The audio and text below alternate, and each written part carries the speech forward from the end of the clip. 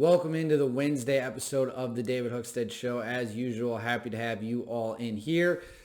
First, right off the bat, we're going to be talking about the Libs of TikTok and the blow up with the Washington Post, Taylor Lorez. Just an absolute disaster of a situation all the way around. For those of you who don't know, Libs of TikTok is a popular Twitter account. Let's see how many followers it has right now. I think it was up to 740,000 last night. Let's see what it is this morning. 823,000 followers.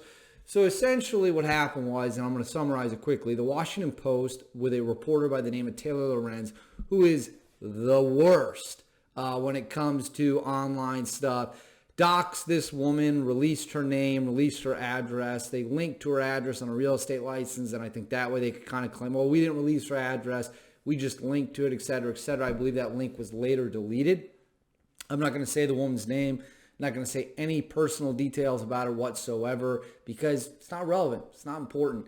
What is important here is that a massive United States news outlet used the resources at its disposal to not shine a light on stuff that actually matters. And I put out a list yesterday of stories that the Washington Post might actually want to consider, like why are we averaging 22 suicide veterans a day? Why do we still not know what the motive for the Las Vegas shooting was? Why are so many members of Congress beating out hedge funds in their stock returns on Wall Street? Those are stories that actually impact real people. Those are stories that the American public actually cares about. But instead of doing that, the Washington Post and Taylor Lorez, who not that long ago cried on national TV when talked about bullying online, decided to go after a random person with no power who started a Twitter account making fun of people's with videos they post themselves, okay? That's the important part. The Libs of TikTok is not digging up private information.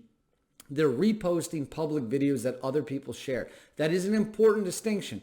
If the Libs of TikTok Twitter account was going after private individuals with videos and such that weren't public and they were digging up stuff that was secret, that'd be one thing. Then I would say, okay, this is a bad faith actor. This is malicious intent.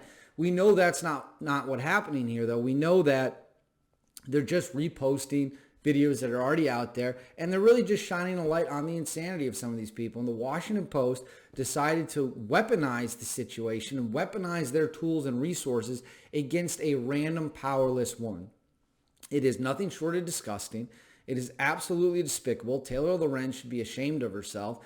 And frankly, there's no excuse for it whatsoever. And I understand that Lorez and others have been trying to justify what they did. They've been trying to justify what the Washington Post did. There is no justification for it. Allow me to be crystal clear on that. There is zero justification for what happened here. Zero, zilch, nada, none whatsoever. And if you think that what the Washington Post did was acceptable and or okay, I don't ever want to, you are not a fan of this show. You're not a fan of me. Again, if this person was going after private information, I would agree with you that there's probably malicious intent there and the curtain should be pulled back. This person was sharing publicly available videos. All she was doing was shining a light on these idiots that they already shine on themselves. And the Washington Post, one of the most powerful outlets in the world, chose to go after her like it is a war. Well, hey, the backlash and the outpouring of support towards her and the backlash against the Washington Post has been great to see. Honestly, disgusting on so many different levels. It is beyond shameful, and there's no excuse for it, and the Washington Post should apologize for what they did. Instead, they doubled down because, of course, they're a bunch of fucking scumbags. Just terrible.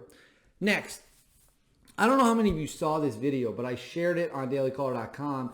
Some flight attendants on, I believe, a JetBlue flight took their masks off when the pilot made an announcement, and they honestly could not have been happier. I saw in a same clip, I think, that Matt Walsh said. One of them said, "I have a face." She was celebrating that people could finally see her face again. And this really goes to show the impact of masking for more than 2 years has had on people. Look, people are meant to see emotions in other people's face. We're meant to look each other in the face and connect on a human level, and that was taken away from people. It was taken away from kids in school. And I feel, all you have to do is watch that video and you know how bad this has been for these flight attendants for the past few years. You're talking about masking up every single day at work, in the air, trying to Help customers, greet customers, get customers what they need. And they can't see your face. They can't read your emotions. They don't know what you're all about.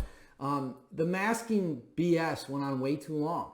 It went on way too long. There's no science to suggest that anything to do with masking really greatly changed the outcome of what happened with COVID. COVID obviously is real and it's bad.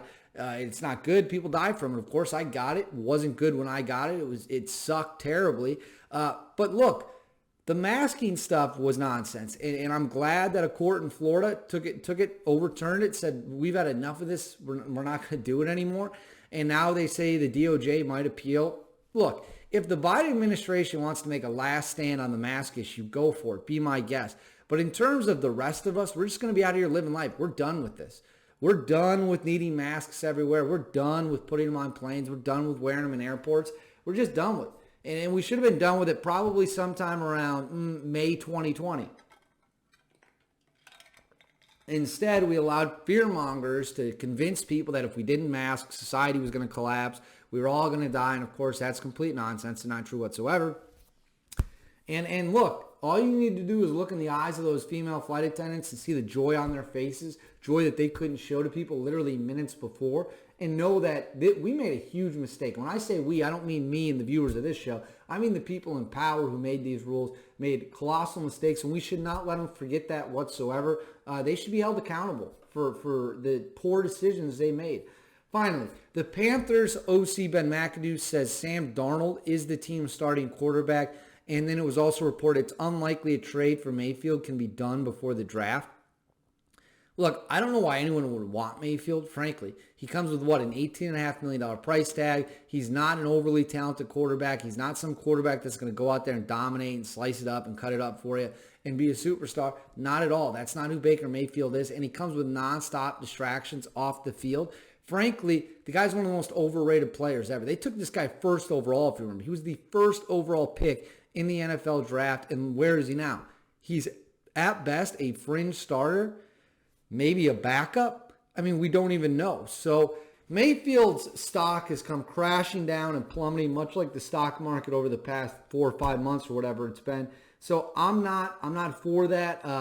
I totally understand why the Panthers would want to ride with Darnold. In terms of skill level, they're probably pretty similar. They're probably on a similar level. But in terms of distractions, you don't get those with Darnold. You get endless distractions with Mayfield, so why would you want to dip your toes in that pool, fuck around with it? Anyways, that's all we have for the Wednesday episode of the David Hookstead Show. I will see you all here tomorrow for the last regular one of the week.